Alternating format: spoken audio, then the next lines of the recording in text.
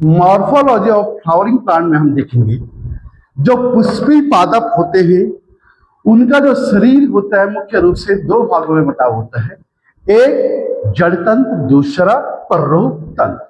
जो जड़ तंत्र होता है इसका निर्माण मूलांकुर से होता है एवं जो पर्रोह तंत्र होता है इसका निर्माण पांकुर से होता है। सबसे पहले हम जड़ों की बात करेंगे। जड़ें जो है मुख्य रूप से तीन प्रकार की होती है। एक मूसला जड़, दूसरा जकड़ा जड़ और तीसरा अपस्थानिक जड़ें। जो मूसला जड़ होती है इसमें एक मुख्य जड़ निकली हुई होती है तथा इसके साथ द्वितीयक या तृतीयक सहायक जड़ें निकली होती हैं। इसे हम मूसला जड़ या टैप रूट कहते हैं। जब जो है पौधे में एक साथ बहुत सारी जड़ें निकली होती हैं जिनमें द्वितीयक तृतीयक जड़ नहीं होती है, सिर्फ जो है एक साथ बहुत सारी जड़ें निकली हुई होती हैं, इसे हम जकड़ा जड़ कहते हैं।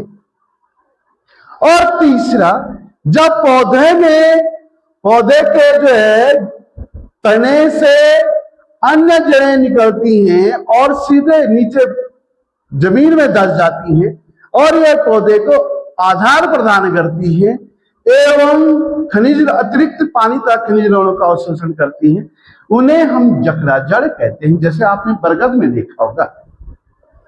इसके अलावा कुछ जड़ें ऐसी होती हैं जो कि ऐसे स्थानों में पाए जाने वाले पौधे जहां पे लवण की मात्रा बहुत अधिक होती है और लवण की मात्रा अधिक होने के कारण जो जड़ें होती हैं उनमें श्वसन के लिए ऑक्सीजन नहीं मिल पाती है और ये जड़ें अंगुली नुमा संरचना में जमीन से बाहर आ जाती है, उन्हें हम श्वसन मूल कहते हैं। अगर हम रूट का जो आउटर स्ट्रक्चर है इसको देखें तो इसको हम मुख्य रूप से तीन भागों में बांटते हैं। Number one, reason of maturation, number two, reason of elongation and number three, reason of meristematic activity. और लास्ट में यहां पे रूट कैप होता है। यहां पे अगर हम जो है इस लेंस की सहायता से देखें तो यहां पे हमें जो है रूट हेयर दिखाई दे रही है। जो रूट हेयर है यही जो है पानी एवं खनिज लवणों का अवशोषण करती है। इसको हम जो है रीजन ऑफ मैच्योरेशन कहते हैं। यह परिपक्व वाला क्षेत्र होता है। इसके आगे वाला जो ये भाग होता है यह रीजन ऑफ इलॉन्गेशन होता है जो कि जड़ की लंबाई को बढ़ाता है। इसमें जड़ की लंबाई जो मेरिस्टेमेटिक टिश्यू होते हैं उनमें लगातार सेल डिवीजन के कारण इनमें लंबाई में वृद्धि होती है, इसीलिए इसे हम रीजन ऑफ इलॉन्गेशन कहते हैं। और सबसे आगे जो है रूट कैप होता है।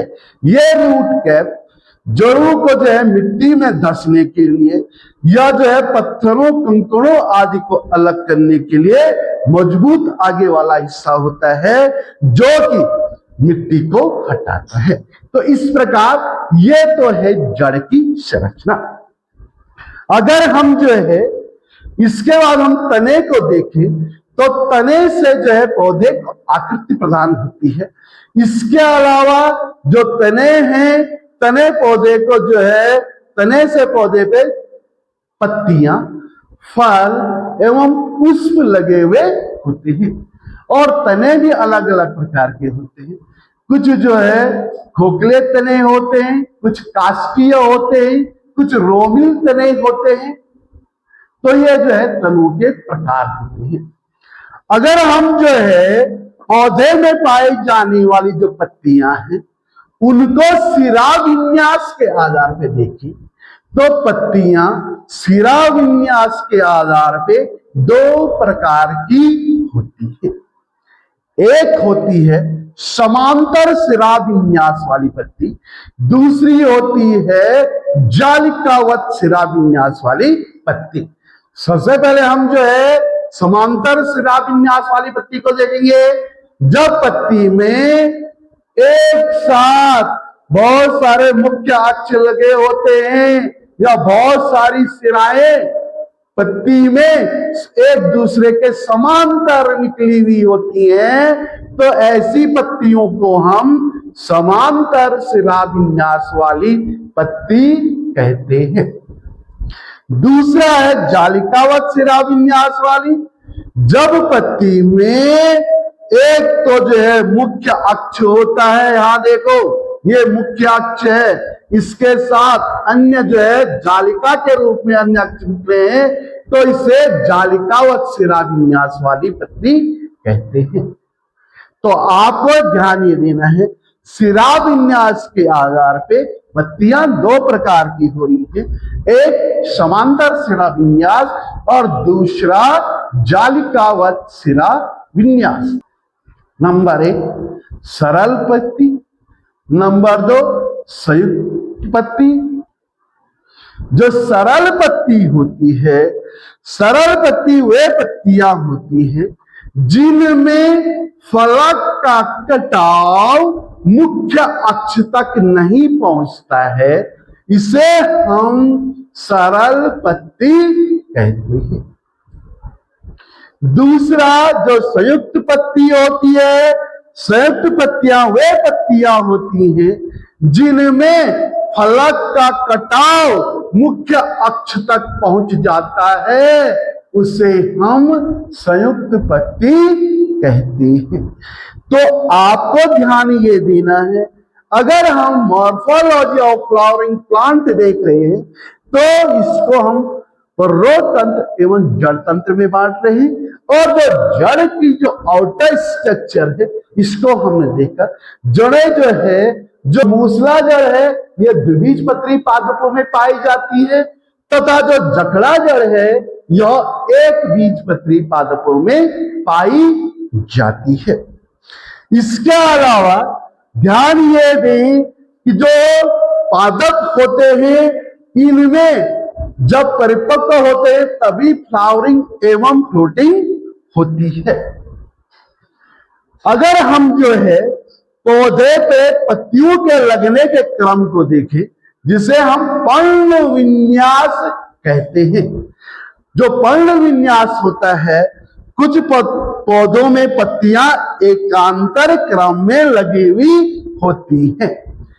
एक जैसे तना है, उस पे एक पत्ती, फिर कुछ आगे इसके दूसरी पत्ती, फिर तीसरी, ऐसे एकांतर क्रम में लगी होती है, उसे हम एकांतर क्रम कहते हैं। जब पौधे में पत्तियां तने पे एक दूसरे के सामने लगी होती है, उसे हम सम्मुख कहते हैं। और तीसरा छत्राक, जब तने में पत्तियां गोलाकार रूप में लगी होती हैं। हमने जो है प्रैक्टिकली ये देखा कि जो है जो मूसला जड़ है और जो जकड़ा जड़ है उसको हमने प्रैक्टिकली रूप से देखा। इसके अलावा जो पर्ण विन्यास है इसको हम प्रैक्टिकली रूप में देखा। इसके अलावा जो पुष्प क्रम है उसको हमने प्रैक्टिकली रूप में देखा। इसके अलावा जो पर्णोतंत्र है एवं जड़ तंत्र है इसको हमने प्रैक्टिकली रूप में देखा। इसके अलावा जो जड़ों की जो आउटर स्ट्रक्चर होता है इसको हमने जो है प्रैक्टिकली रूप से देखा। अब हम जो है प्रैक्टिकली रूप से जड़ों की आंतरिक संरचनाएं, तनों की आंतरिक संरचनाएं भी देखेंगे। तो आज के लिए इतना बहुत है। आप मेरे साथ में आप जो है नीट की तैयारी बहुत अच्छे ढंग से करेंगे और आपको जो है जो भी टॉपिक पढ़ाया जा रहा है उसको प्रैक्टिकली जो है आपको समझाने का प्रयास किया जा रहा है, आप इसको बहुत अच्छी तरह से पढ़ेंगे। मैं DS वर्तवाल, आज के लिए थैंक्स।